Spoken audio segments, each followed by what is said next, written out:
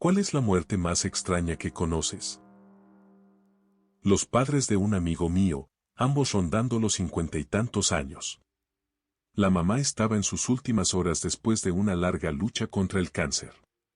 Había decidido morir en casa y se sabía que no le quedaban más que unas pocas horas, así que la familia se reunió para despedirse uno por uno. Cuando ella falleció, el padre la besó y luego salió un momento al patio para estar solo. Apenas llegó hasta una de las sillas, se dejó caer y murió ahí mismo. Un infarto. Mi amigo perdió a sus dos padres en cuestión de 15 minutos. Una muerte esperada, la otra no. Él ya había dicho antes que le preocupaba a su papá cuando ella ya no estuviera, porque no sabría cómo seguir sin ella. Era un buen esposo y un buen padre, trabajó duro toda su vida para mantenerlos y darles una buena vida, pero eran una pareja tradicional. Ella cocinaba, le lavaba la ropa, limpiaba y en general cuidaba de él. Él había tenido problemas de salud mental y un pasado con el alcohol, y ella era quien lo mantenía centrado, quien le daba estabilidad. De alguna forma, pudo haber sido lo mejor, pero no deja de ser un final devastador para ambos. Nacieron con pocos días de diferencia, y murieron con apenas minutos de diferencia. Un hombre con el que trabajaba sufrió un infarto masivo mientras conducía y terminó estrellando el auto contra un árbol. Quedó gravemente herido, pero sobrevivió. El infarto le causó tanto daño que terminó necesitando un trasplante. Lo recibió unos 6 meses después y salió bien de la cirugía. Aproximadamente medio año más tarde, él y su esposa regresaban de un viaje corto usando el sistema de navegación por posicionamiento global para orientarse. Era una carretera oscura y desconocida, y terminó conduciendo fuera de un muelle para ferries directo al río. Su esposa logró salir a tiempo, pero él se ahogó.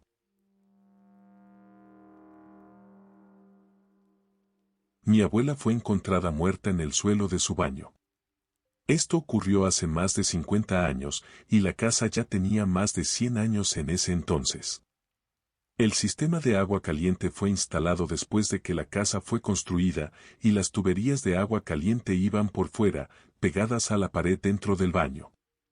Según el forense, ella debió haber estado de pie dentro de la bañera y luego se inclinó, golpeándose con la tubería de agua caliente.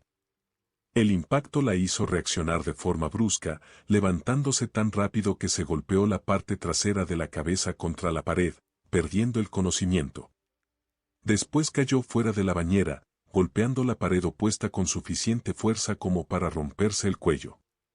Mi papá solía visitarla día por medio para ver cómo estaba, su hermana iba los días alternos, y así fue como la encontró.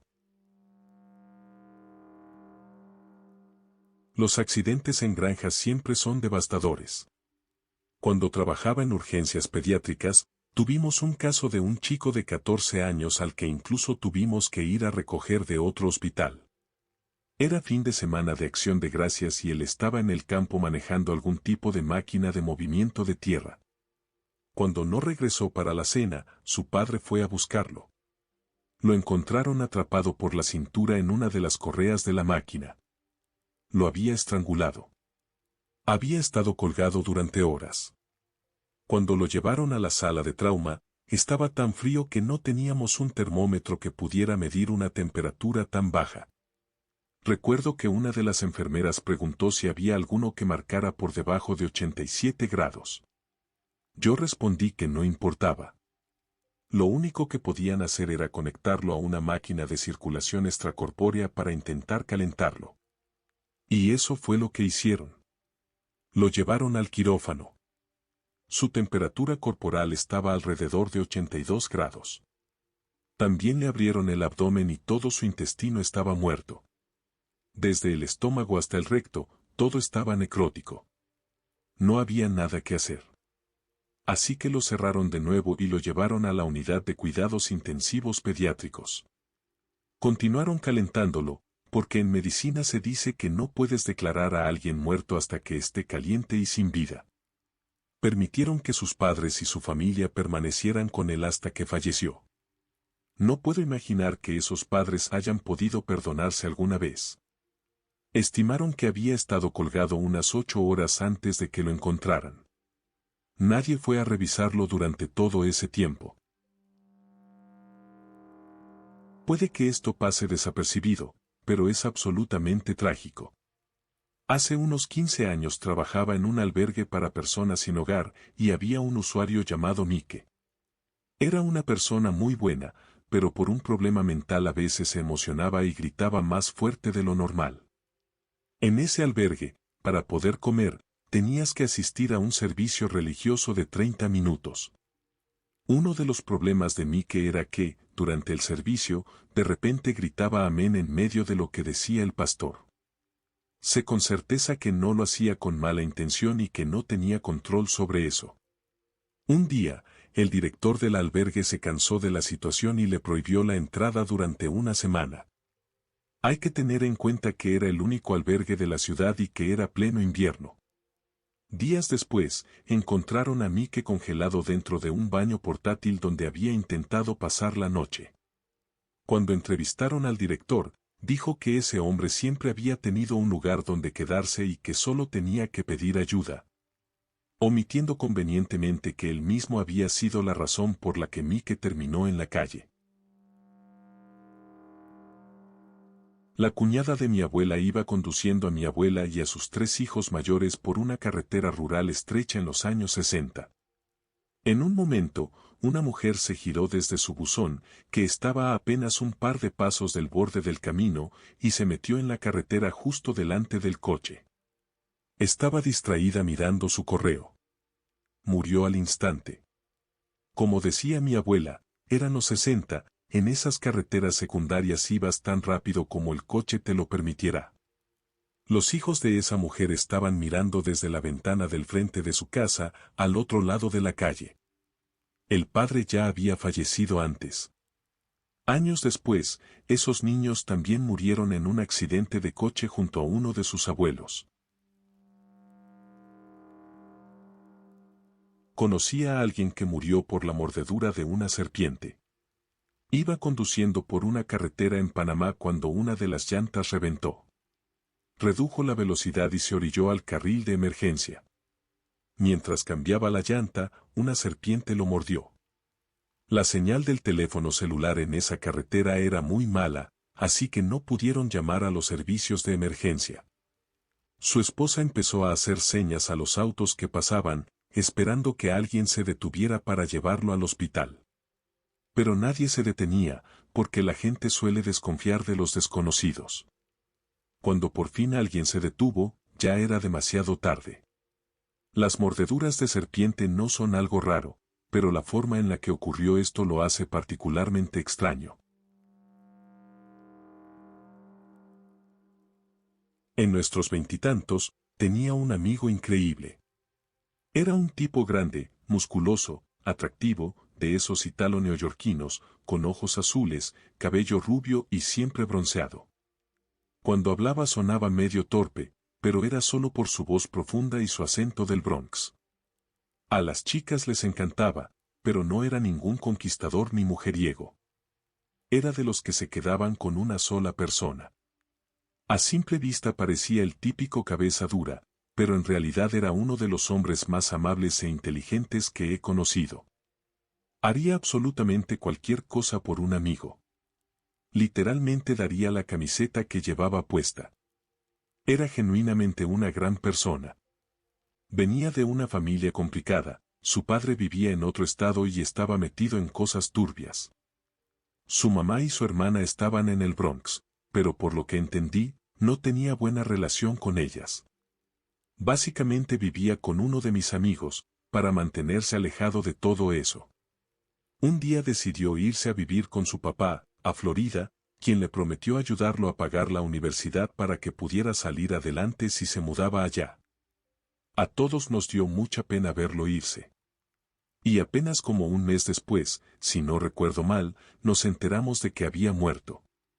La versión oficial fue que estaba trabajando en el negocio de jardinería de su padre, usando una podadora de esas en las que te montas en un campo de golf. La máquina pasó por un pequeño hundimiento cerca de un estanque, se volcó y cayó encima de él, dejándolo atrapado bajo el agua poco profunda. Murió ahogado. Ese tipo fuerte, con una vida difícil pero un corazón enorme, ni siquiera había cumplido los 22 años, y ya no estaba. Siempre he pensado que podría haber levantado esa máquina, lo sé. Su padre lo cremó antes de enviar sus restos de vuelta a Nueva York para el funeral. Descansa en paz, amigo. Décadas después, todavía llevo una foto tuya en mi carro. Mi esposa murió a los 27 años por una condición cardíaca no diagnosticada, el síndrome de QT largo. Tal vez no encaje del todo aquí porque, tristemente, no es algo tan extraño. Después se supo que su padre era portador del gen. Su hermana lo tiene. Y mi hija también lo tiene. En el caso de ellas está bien controlado, pero fue una etapa durísima. Mi hija no conoce a su mamá, tenía 17 meses cuando ella falleció. Lo que sí resultó extraño, o más bien molesto, fue cómo, tiempo después, cuando ya habían diagnosticado a mi hija, muchos profesionales de la salud me preguntaban cómo sabía yo que tenía una condición cardíaca. Había como una actitud de "¿y tú cómo lo sabes?" entre dentistas, enfermeros y otros, como si no fuera algo serio. Yo iba a estar atento como un halcón si iban a usar lidocaína, novocaína u otros medicamentos con mi hija. Hay una lista bastante grande de cosas a evitar y no cuesta nada verificar cuando el padre del paciente te lo está diciendo. Después de esas actitudes, era evidente cómo se incomodaban cuando preguntaban cómo se había hecho el diagnóstico, y yo respondía que mi esposa había muerto por eso. Me cansé de tener que justificarme. Por suerte, eso ya quedó atrás. No es una muerte extraña, pero sí una circunstancia rara. Tenía un amigo de la secundaria que siempre estaba en mi grupo, aunque no éramos especialmente cercanos. Hacía casi 5 años que no lo veíamos, ninguno de nosotros, porque estaba metido profundamente en una adicción a los opioides. Un día iba conduciendo con otro amigo y lo vimos al lado de la carretera. Nos detuvimos a saludarlo. Se subió a la furgoneta, fumó con nosotros, compartimos una pizza, y luego nos pidió que lo dejáramos en la biblioteca. Nos sentimos bien por haber vuelto a coincidir con él. Menos de 48 horas después, nos llegó la noticia de que había muerto. Se congeló en la calle. Se quedó dormido y nunca despertó. No creo en Dios, pero sentí que algo nos juntó esa noche. Aún me pregunto si fue una señal de que debimos intentar ayudarlo más, pero no es sano quedarse atrapado en eso. Compartimos un momento, le dimos una comida caliente. La pasamos bien. Solo espero que no haya sufrido. Todos sufrimos con su pérdida. Era muy joven. Hablé con su madre después de lo ocurrido, y parecía estar en paz con ese último encuentro que tuvimos con él. Ojalá haya encontrado algo de tranquilidad. Ella amaba a ese chico, con todas sus luchas lo amaba. Y nosotros también. Descansa en paz, hermano. Te extrañamos mucho. Trabajaba en el equipo administrativo de mi universidad y la había visto varias veces en persona en eventos. Estábamos intercambiando correos por un tema de financiación de mi carrera y otros asuntos, y teníamos una llamada programada una mañana. Llamé y no pude comunicarme con ella, así que decidí caminar por el centro de la ciudad hasta el campus para ver si podía hablar con alguien en persona. Iba caminando con audífonos cuando alguien me agarró del hombro. Me giro y es una policía gritándome en la cara, "No puedes pasar por ahí". Me asusté y retrocedí, y le solté algo como "¿Qué demonios pasa?", porque no esperaba que alguien me gritara así de la nada. Después de un par de minutos, me explicó que había ocurrido un accidente y que estaban cerrando esa parte de la calle que tenía que rodear. Fue ahí cuando me di cuenta de que esa zona, normalmente llena de gente, estaba completamente vacía, salvo por un grupo reunido al otro lado de la cinta policial. fui a la universidad, y en cuanto entré supe que algo no estaba bien. Llegué a recepción y le dije a la mujer que tenía una reunión con ella. De inmediato se le quebró la voz, los ojos se le llenaron de lágrimas, y me dijo, «Ay, cariño, ha fallecido». Me quedé en shock, porque el día anterior habíamos estado escribiéndonos. Luego me explicó que había pasado algo en la calle, mientras ella salía a tomar un café con una compañera, y que había muerto. Me fui sin saber bien qué hacer, deambulé un rato por ahí antes de volver a casa. Después supe lo que realmente había ocurrido. Los fuertes vientos habían desprendido una gran pieza de madera o escombros desde la azotea de un edificio, y le cayó directamente en el cuello, provocándole una muerte instantánea, mientras iba a comprar un café en un Starbucks camino al trabajo con una amiga. Hay dos casos que siempre me han dejado impactado. Una conocida mía iba conduciendo por la carretera cuando atropelló a un ciervo. El accidente no la mató, pero el animal atravesó el parabrisas entrando con las patas por delante. En su intento por salir, empezó a patear violentamente y terminó golpeándola hasta causarle la muerte, todo frente a sus 4 hijos. El otro caso fue el del padre de un hombre con el que salía, y me dejó en shock. Estaba cortando el césped con una podadora de las que se conducen sentado. Al pasar por una zona inclinada del jardín, la máquina se volcó y cayó encima de él, causándole la muerte. Su esposa lo estaba viendo desde la ventana de la cocina, salió corriendo hacia él, y en ese momento sufrió un infarto, aunque logró sobrevivir. Un chico de mi colegio murió alcanzado por un rayo a la hora del almuerzo, en el campo. Otro estudiante murió durante un evento de atletismo, alcanzado por una jabalina. Un primo organizó todo antes de quitarse la vida. Pagó sus deudas, dejó arreglado su funeral con una funeraria, ellos no dijeron nada, y a los 40 años se quitó la vida con una cuerda. Era el más alegre de la familia, siempre hacía reír a todos. Estaba con un amigo en Nochebuena instalando el sistema de sonido en su coche. Una hora después de que me fui, salió a probarlo con su primo lejos de casa porque su hija, que tenía 3 meses, estaba dormida. Mientras conducía, sufrió un infarto. Tenía 21 años. Un tío se peleó con otro tío, su propio hermano. Después de la pelea, lo ató al enganche del coche y lo arrastró por caminos de grava en el campo hasta que murió. Luego lo desató y se fue directo a la comisaría. Conocía a alguien que quería morir en sus 20 y tantos, así que provocó una persecución policial y terminó estrellándose a alta velocidad contra un poste de electricidad sin llevar cinturón de seguridad. Así quería irse. También conozco varios casos de personas apuñaladas o baleadas, uno incluso con un fusil AK-47, pero todos sobrevivieron. Vivo en Nueva Zelanda. Sé que desde fuera parece un paraíso, pero en realidad puede ser bastante duro. Hay un problema de violencia importante desde hace décadas. Mi suegro murió por un caso de asfixia autoerótica que salió mal.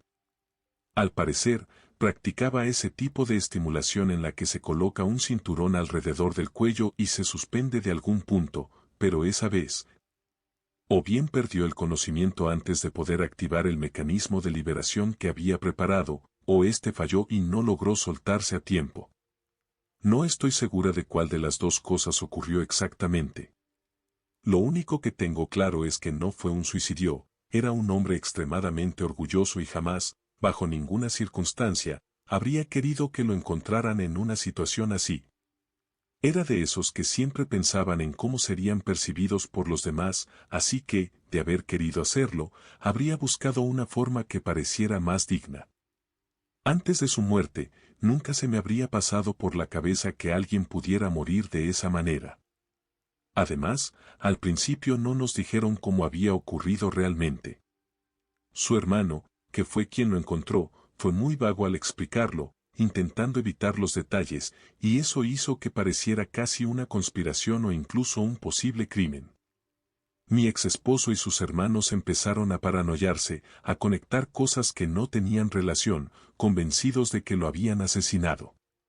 Incluso llegaron a identificar a la última persona con la que había estado y a otras con las que había tenido problemas, y fueron a enfrentarlas, estuvieron a punto de agredirlas. Todo se volvió muy caótico y tenso.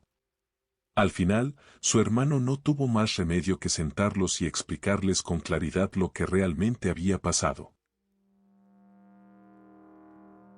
Uno de los chicos con los que fui a la secundaria iba conduciendo de regreso desde Las Vegas por la autopista 15, creo, cuando una fábrica o almacén al costado de la carretera explotó y, de alguna manera, una bola de fuego lo alcanzó en plena autopista y lo mató. Esto pasó a inicios de los años 90, así que no recuerdo todos los detalles con exactitud, pero definitivamente fue algo muy impactante. También alguien con quien fui a la escuela secundaria básica, un chico del que literalmente casi todas las chicas estaban enamoradas en ese entonces.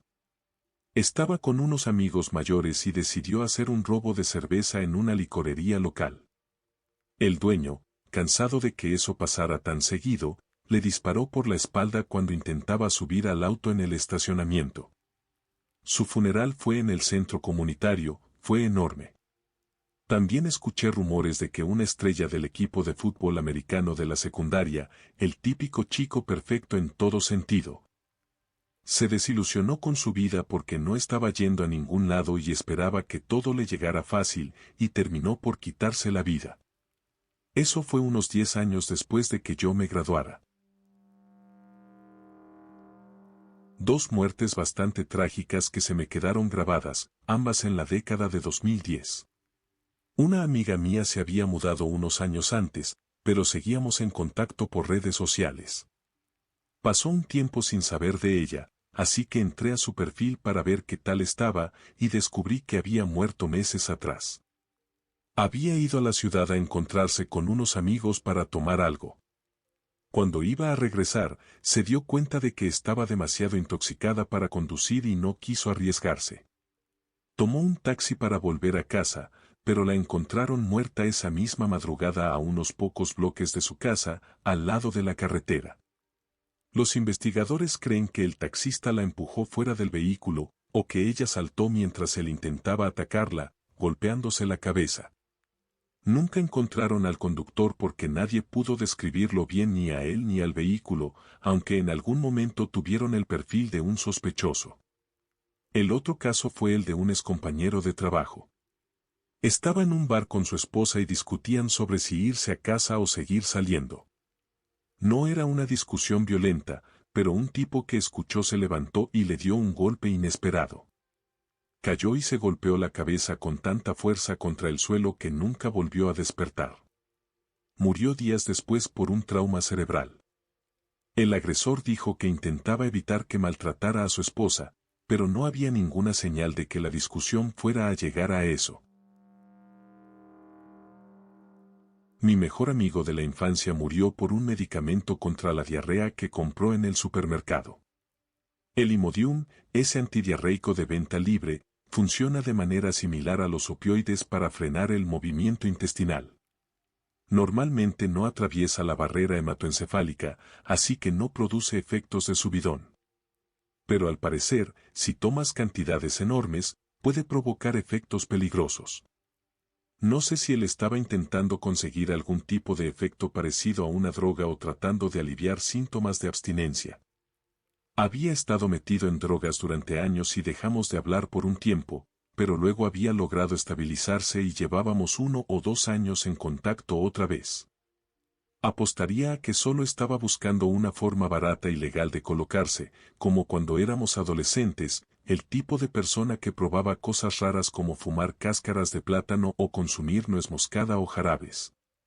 Sea como sea, murió por un simple medicamento que cualquiera puede comprar. Yo mismo lo había usado el mes pasado. Es una forma absurda de irse.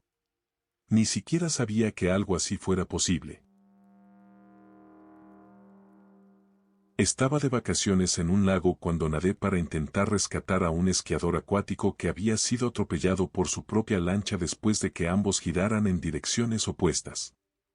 La hélice lo había succionado y le causó heridas muy graves. Intenté ayudarlo tapando con mis pulgares las heridas en su pecho para que no inhalara agua y se ahogara, mientras me mantenía a flote con él. Aún así, murió por la gravedad de las heridas cuando logré subirlo a la plataforma trasera de la lancha de unos amigos. Recuerdo que traté de calmarlo y le prometí que no se iba a ahogar mientras lo sostenía en el agua. Cuando finalmente llegó ayuda, yo estaba tan agotado que ni siquiera pude subirme a la lancha después de haberlo empujado. Me dejaron ahí y me quedé flotando boca arriba en medio del lago, cubierto de sangre, pensando, ahora capaz alguien pasa y me atropella también. Pero tuve suerte y, con el tiempo, logré nadar de vuelta hasta la orilla.